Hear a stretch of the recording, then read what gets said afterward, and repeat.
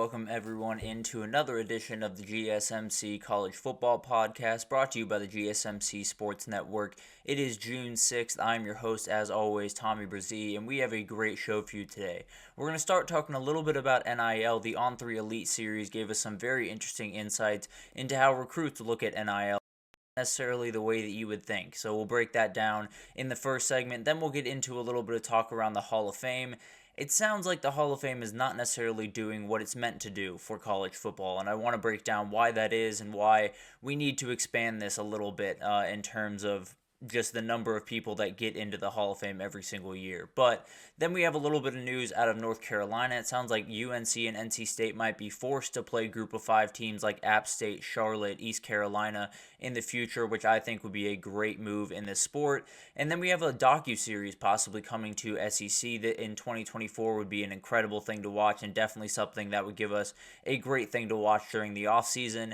And then we have another Hot Take Thursday for you all, and we'll get to a little bit of talk around the Big 12 and how it is going to be an absolute battle out there, and I'm not sure that anyone comes out unscathed or anyone comes out with any less than 2 losses, frankly. So we'll break that down at the very end, but before we jump in, I do want to remind you all we get tons of questions and comments throughout the show, and the best way for you all to get your question on the screen, we can have a fun back and forth here, is to use the tip and donation link at the bottom of the screen, gsmcpodcast.net. It's a huge help not only to us here at the network, but to you all. You get to kind of have a fun, interactive experience here, and I think that's always fun for the both of us. So if you want to use that, again, it's gsmcpodcast.net.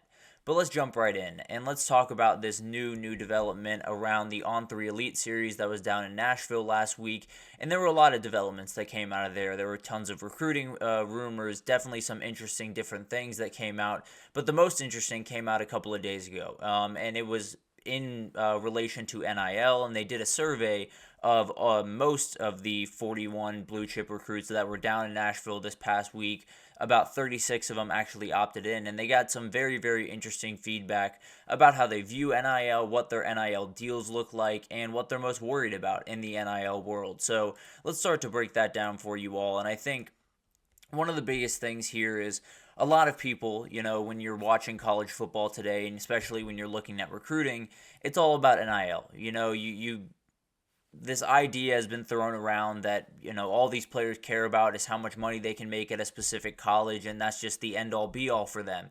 It doesn't sound like that's that much of the case. There were 36 players surveyed. It sounds like the median is somewhere around $400,000 for these players. Now, keep in mind, these are the elite of the elite in the country, so this gives you an idea that it's never really, $1 million, $2 million on the table unless a school is, handling their business probably the wrong way. But it looks like it's, anywhere between $200,000 to $600,000. One of the guys even said he made the biggest offer that he found was $33,000, which is obviously much lower than you would expect for a blue chip recruit. But sometimes this NIL stuff doesn't work as well as you would like at some of the universities. Sometimes kids just don't have that ability to demand that money. So it's going to be really, really fascinating to see if that number shifts, if it goes down, if it goes up. You would assume it would go up with all of the changes that are going in, NIL just becoming more and more a part of the game. But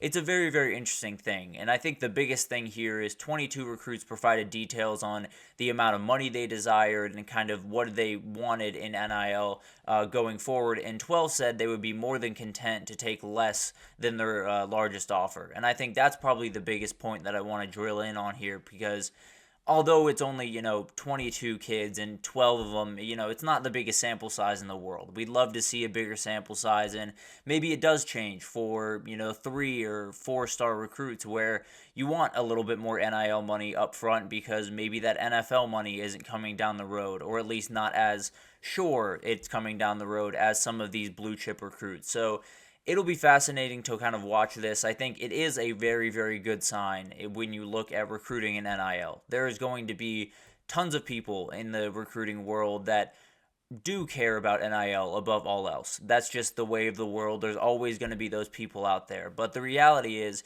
if we know that the elite of the elite are willing to, forego a little bit of NIL money because they know that this is the right culture fit, or it's going to develop me for the NFL better, or it's going to put me in a position to succeed on and off the field, all of those things are really encouraging signs for recruiting. Now, I'd love for that number to be a little bit higher than 50%, get that up into the 60s or 70s, but I do think that number might just continue to rise, if I'm being totally honest with you. I think kids are getting more and more, I suppose, hip to the fact that a lot of this stuff, a lot of the NIL money that you make, it's all well and good, and it's a great thing for kids to be able to make this money, and I think it's probably long overdue in college sports. But the reality is, not everyone is going to be able to make that type of money, and also, this money is now money. It's college money. It's the next couple of years, maybe, if you're very careful, you can use this over the next couple of years after college. But the real money is in the NFL. The generational money, the life-changing money, the money that makes you, be totally safe for likely the rest of your life if you're, very careful and not go crazy like some other people in the past have done with their NIL or their NFL makings. But the reality is, it feels like a lot of the players are becoming more aware of the fact that NIL is a great thing, and it's something that they absolutely should utilize. It's absolutely something that should factor into their decision. I just think it shows that it's not necessarily the top factor. It's not necessarily the end-all, be-all that I think a lot of people might think it might be. So this is huge news. It's one of those things that all the people are so worried about NIL totally taking over the recruiting world, and it's just the highest bid. And for some of these kids, it will be. I'm not going to lie to you there. But I do think it's very encouraging that some of the best players in the country who are having put in front of them a lot of money, are willing to turn that down to,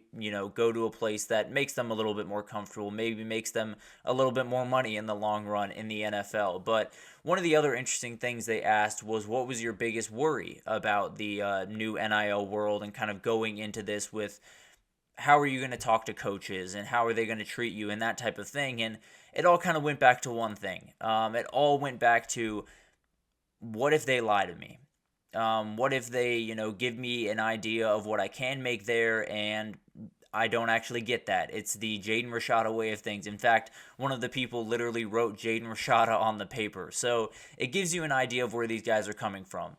They are a little bit scared. I think when you get into this new world, obviously, NIL and all of these kids being able to profit off their name is a good thing. I think most of us at this point pretty much agree on that, because for a long time they weren't able to, and they were kind of getting taken advantage. If you were to ask me, they were kind of getting taken advantage of. But I do think there are a lot of things that, you give all these kids this power and this ability to make money, and it's a great thing.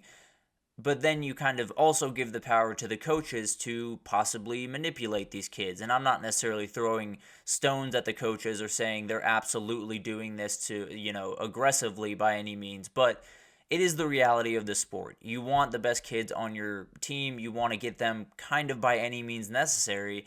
And sometimes that will be lying. So one of the recruits said, people lying to me, saying numbers just to get me to commit. Those are big time worries, because you don't really know who to believe. I'm sure when Jaden Rashada was talking to those Florida people, he fully believed that they were going to follow through on that promise. And it is a two-way street. You do have to be careful if you're a recruit when you're talking to these people that maybe they don't have your best interests at heart. Maybe they do just want to get you on campus and have that paper signed and then have no intention of giving you the money that you're offered. So it is a little bit, fall on the recruit to figure out which is which and kind of discern where they should be, where they're comfortable, and kind of who's telling them the truth and who's not, I guess is the best way to put it. And I think it's one of those things where it does fall on the player to, at some extent, protect themselves. But also, the coaches and the recruiting people at every one of these universities is far more powerful in these discussions. I think we all fully understand that. They have the ability to, wield this, we are Ohio State, we are Georgia, we are Texas, whatever the scenario is, they're the ones in the place of power, because the reality is the recruit wants to play at some of these big time schools. They want to play at Ohio State. They want to play at Georgia. They want to play at Texas. So they have the ability to kind of do this from time to time. If you have a kid that really wants to play on your team but is looking for a little bit of NIL money, there's going to be coaches that are going to say something to make them sign and then have no intention of following through on that. And I think it's a huge worry for the future of college football. It's a huge worry for these recruits coming up, but it does show that these recruits know what the landscape looks like, and they, at least at the very least, are approaching it with some caution that I think in the past people just haven't. So when you look at this overall, there's always going to be kids that lean towards NIL, and some of that is out of just necessity, needing that money as quickly as possible for their family, for their livelihood, whatever that looks like. Also, some kids are going to do it because they want money. They feel like they're worth $1 million, $2 million, whatever that looks like.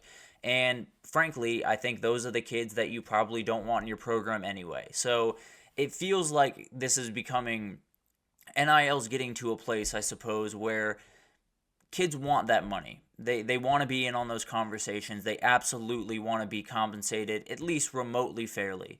But also, it feels like they're starting to understand that while NIL money is fantastic and it's a great way to get through college and get through it very comfortably, as we've seen in some other circumstances around college football, but it's now money. It's temporary money. It's the money that will get you through college and maybe a couple years after, but not much after that. And that's only if you're very, very careful about the way that you spend your money. Now, NFL money is generational. It can last you a lifetime. You get health benefits. You get retirement. There's so many things that come into play once you jump into the NFL from college football that isn't necessarily just a dollar amount on your paycheck. It's the amount that you're going to get after you retire. It's the amount that you get in healthcare and all of those different things that really, really matter, especially when you play a sport like football. So I think it's one of those things that kids are getting smarter. These recruits are starting to understand what the new landscape is, and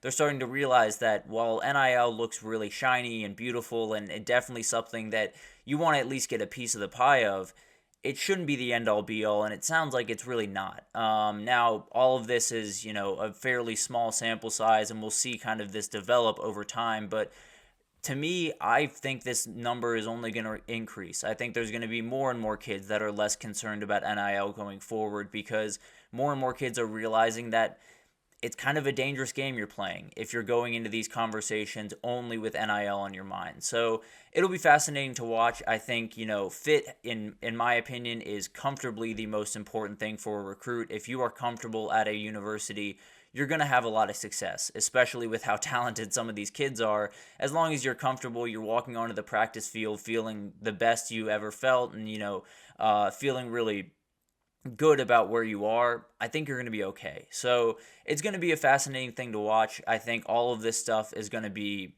really, really weird over the next little bit, but it feels like the players are starting to wise up to NIL is great, but it shouldn't be the decision maker, I suppose. But we're going to take our first break here. And when we come back, we're going to talk a little bit about the Hall of Fame and how they have some problems on their hands, about the way that they go about business, about the number of people they let in per year, and a myriad of other stuff that we'll get to right after this. So stick with us.